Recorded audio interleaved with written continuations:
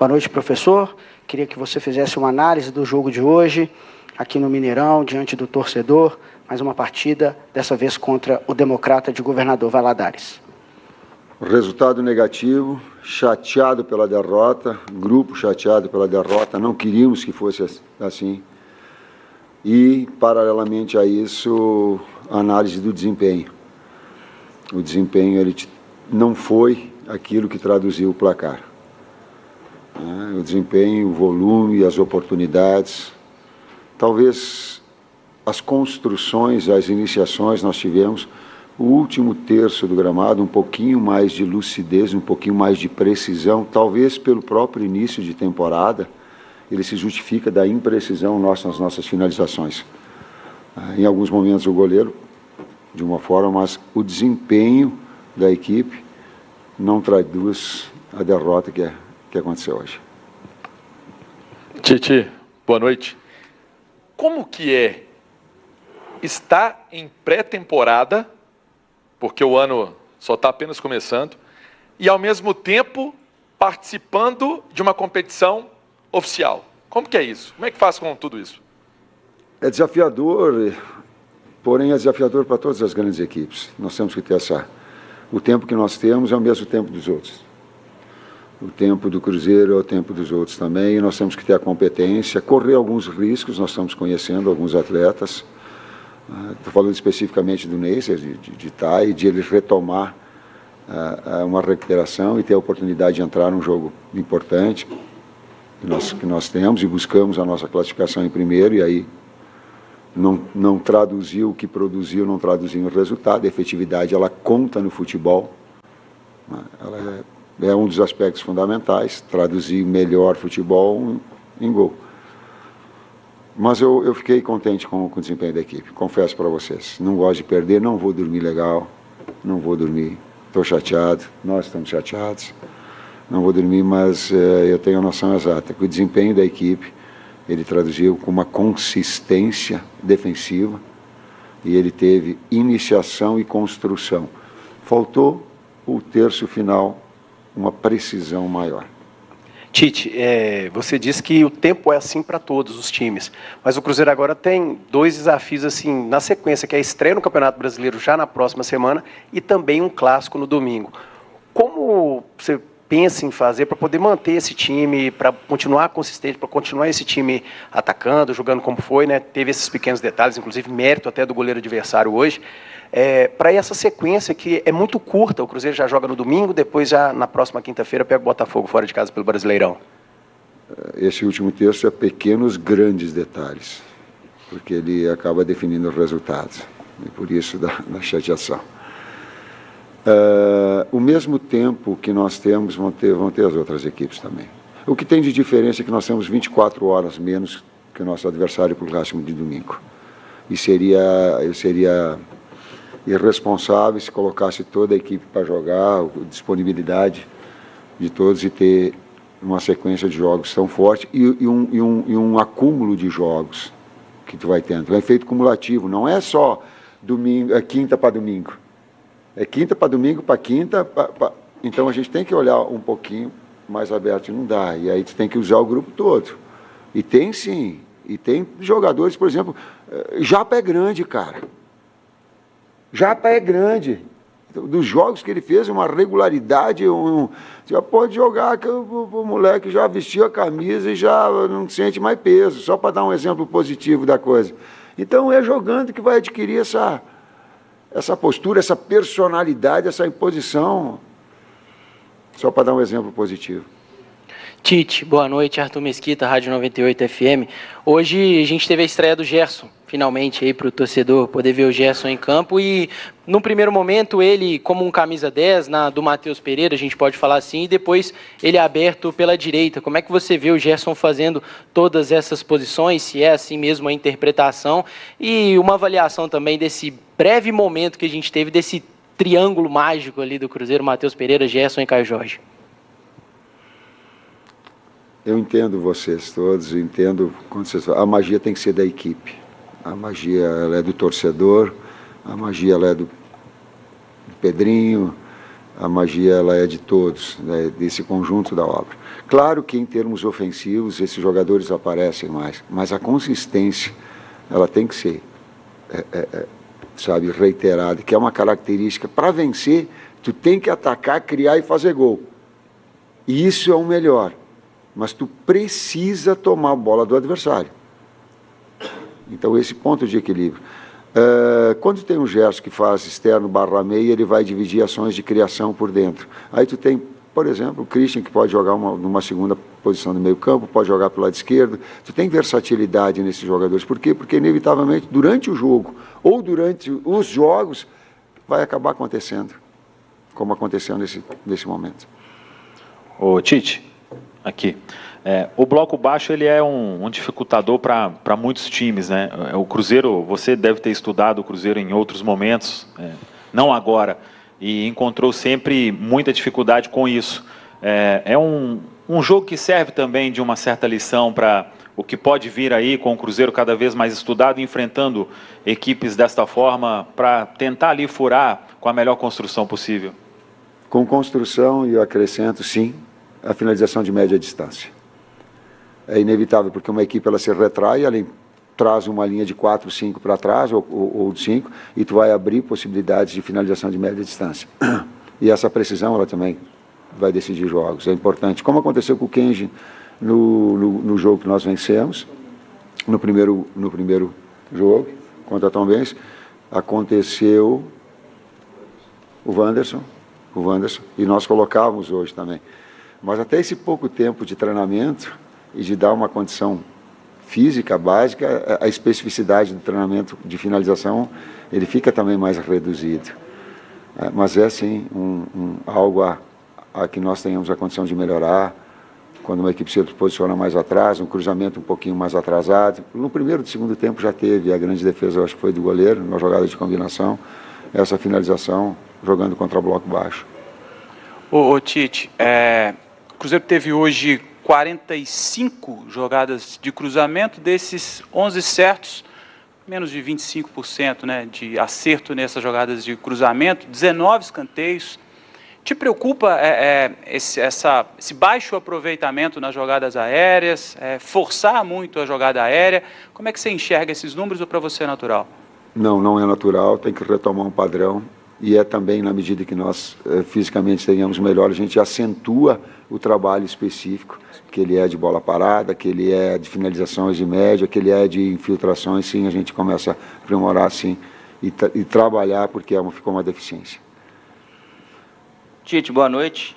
Até pelo começo diferente da temporada já citado, né, tá tudo muito rápido, você está tendo que trabalhar com equipes variadas do Cruzeiro até aqui.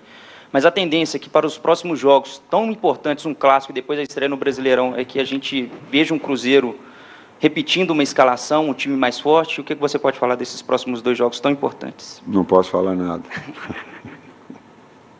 Não, eu penso sim, só coloquei. Estou tentando abrir um sorriso porque estou chateado. Estou chateado porque quando tu vai e tu não joga bem e o resultado acontece, aí tem a resignação. Mas o que a equipe produziu hoje, sabe, vou ficar chateado. Na medida que o tempo vai dando, uma tendência, ela é de uma manutenção maior, sim. Agora não troca, seria irresponsabilidade minha. Seria o cara assim, eu vou transferir, vou botar todos. É muito fácil para mim como técnico. Eu vou botar esses caras para jogar, boto os caras para jogar. Não posso fazer isso. Eu tenho que trazer a responsabilidade, vir aqui na minha exposição e dizer assim, cara, não dá para quinta para domingo, quinta, domingo. Início de temporada, não dá. Deixar mas ajustar essa situação. Mas na sequência, sim. Tite, boa noite. O Diego Marinho, do Portal Diário Celeste. Queria te perguntar, dentro dessa questão do planejamento, especificamente sobre o Bruno Alves. É um jogador da base que vem treinando, mas não recebeu chance ainda. Existe um planejamento de aproveitamento dele nos próximos jogos? Como que o Cruzeiro enxerga a situação dele? Como que a comissão técnica vê? Bruno Alves é um grande jogador. E eu falei para ele, particularmente, aquilo que ele pode melhorar e deva melhorar. Publicamente eu não falo, mas ele é um grande jogador, ele vai ter um futuro brilhante aqui dentro. Queria eu, melhorou nessa sequência pós-apresentação. Queria eu também, acho que 2 jogadores só nesses 4 jogos nós não utilizamos, né? O Janderson e ele. E eu também pensava no jogo em poder utilizá-los para todos. Mas, infelizmente, não foi possível. Mas ele é um grande jogador. Ele sabe disso porque eu falei com ele. Se eu falar com ele individualmente, ele vai te falar. Tite, boa noite. Dani Paiva, do GE. Globo. Eu queria que você atualizasse se o Gerson, com ritmo de jogo, vai conseguir estar à disposição para domingo, num clássico. Qual a situação do Cássio? E aproveitando para você, qual que é a sensação de estar prestes a encarar um primeiro clássico depois de tanto tempo e um clássico tão importante, sendo o primeiro grande da temporada aí? Eu acho que o Papai do Céu me deu... Diz assim, pô, cara, tu participou de Grenal, Corinthians e Palmeiras, Fla-Flu e Cruzeiro e Atlético, da magnitude, da grandeza que é, das emoções, mas ele, da competitividade que tem, mas o cuidado para não levar para a violência. Não traduzir isso para fora do campo e que seja decidido dentro do campo, naquele que produzir mais, que jogar melhor, que for mais efetivo, que for mais criativo, que for mais alegre, enfim, que for mais competente, que for mais consistente dentro do campo, mas que dá uma ansiedade muito grande, dá. E eu, a partir de agora, vou começar a viver. Boa noite, Tite. Eduardo Statucci, Lance Digital. Tite, como já falaram aqui, o Cruzeiro jogou apenas 4 jogos, já vai ter partida importante pelo Campeonato Brasileiro e um clássico nesse final de semana. Eu queria saber de ti quantos % ou quanto que você acha que esse time já está preparado no sentido de entender a sua ideia de jogo e também fisicamente para essa partida tão importante. Vamos traduzir assim, a ideia de jogo ela é basicamente a mesma. Ela traz com a participação, por vezes, de Gerson, um jogador mais de criação, juntamente com o Matheus. Ele pode agregar se estiverem os dois juntos, jogando os dois juntos. Em relação a percentual, então ela tem uma continuidade da equipe. Quer ver como a equipe ela joga sem pensar? Eu vou pegar um lance que nós estávamos comentando. A primeira bola que o Matheus recebe no jogo, qual é o passe que ele deu? Vocês lembram? Vocês lembram? Ele deu um passe no espaço, como se fosse o Caio, porque ele já está ajustado com o Caio. E era o Chico era um pouco mais curto, era uma bola no pé. Então esse entrosamento, que por vezes dá de se jogar sem pensar, ele carece até para abastecer, no caso o Chico, para abastecer um jogador Neiser, para abastecer um jogador, tu ter essa condição. Que é o que, nessa retomada, a gente busca com a equipe, mantendo aquilo que ela tem de bom. Depois tu traz um mais criativo, um outro mais agudo de lado, enfim, mas nada extraordinário que possa transformar. Evoluir, consistência e evolução. Tite, aqui. Boa noite. Antes de mais nada, queria perguntar sobre o Cássio. Se a situação dele preocupa... Desculpa. Se preocupa para o clássico. Ele saiu no intervalo, queria saber o que aconteceu especificamente. E se me permite emendar uma segunda, sobre Gerson e Christian juntos. Você optou por colocar o Christian como um volante, o Gerson atuando pelo lado. O que diferencia um do outro e se essa é a tendência para a temporada? Por que utilizar o Gerson na direita e não o Christian e vice-versa? Por que não utilizar o Gerson de volante e o Christian na direita? Obrigado. O Gerson produz mais de externo barra meia. É onde ele tem horas desde a sua base. E é onde eu... na seleção, onde eu tive a oportunidade de trabalhar com ele, é onde ele tem mais o domínio, produz bem ali. O Christian adaptou-se aí, mas também é um segundo meio-campista de origem.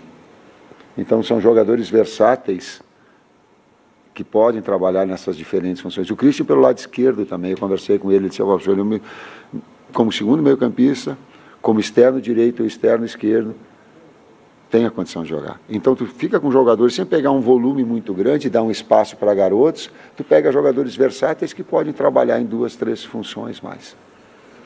E do Cássio? Eu estou preocupado, sim. Sim, estou preocupado, mas evitei até de falar, vim aqui conversar com vocês, o departamento médico depois pode passar. Preocupado em relação a ele, mas tranquilo em relação, porque se tiver que jogar o Otávio, vai jogar o Otávio e vai ter a confiança. A última. Tite, aqui ó, boa noite. 2 questões. O Cruzeiro, até pegando um recorte de jogos do ano passado, quando jogava com equipes menores, da parte de baixo da tabela, para ser mais claro, o Cruzeiro tinha muito volume de jogo, mas às vezes tomava alguns gols ali por falta até de concentração. Como fazer para trabalhar essa questão da concentração, até porque o Cruzeiro, podemos colocar que 80% dos jogos como mandante vai ser o predominante, né, tentando o ataque. Como fazer para trabalhar essa concentração na parte de trás? E a segunda questão, em relação ao Neiser. Hoje ele entrou um pouco mais aberto pela esquerda. Qual que é a sua projeção em relação a esse jogador? Será mais aberto mesmo ou é um jogador para jogar mais centralizado? Neiser trabalha nas 3 funções. No Milionários ele trabalhou pela direita como externo direito, pelo externo esquerdo como externo esquerdo e na seleção por dentro também. Então ele tem essas 3. Trabalha quando é central atacando espaço, quando é por um lado ou outro, entre lateral e zagueiro para ter uma presença de área quando a jogada é do lado oposto. Pergunta tática, a utilização dele dessa forma. A outra foi, eu uso assim, que tu tem que marcar atacando. O que é marcar atacando? Quando tu está numa fase defensiva, tu retoma a bola e os jogadores já estão no lugar, sem fazer marcações individuais, porque fica fora do lugar. É como eu imagino o futebol. A gente retoma a bola, tu sabe onde está o externo, tu sabe onde está o outro. Então, tu marca atacando. A outra é tu ter a consistência do atacar consistente defensivamente, marcando. Marca atacando, ataca marcando. O que é? É não dar oportunidades ao adversário. Cara, eles me chutaram uma bola, tem mérito, eu não estou tirando méritos absolutamente do Democrata, hein? Absolutamente. O futebol, ele é assim, e a efetividade, ela conta. Não estou tirando os méritos. Talvez, se eu estivesse do outro lado, eu faria a mesma coisa, não sei. Não estou tirando. Mas ele finalizou uma de média distância no primeiro tempo. O gol. E depois teve uma puxada de contra-ataque. Aí eu trouxe os 2 laterais na amplitude, trazendo os 2 presença de área mais com os 2 externos por dentro. E aí, inevitavelmente, tu toma um contra-ataque, mas ainda assim pressionado lá. Porque o Jonathan bem, o João bem também, Japa bem, mas... bola, não vou dormir, fazer o quê?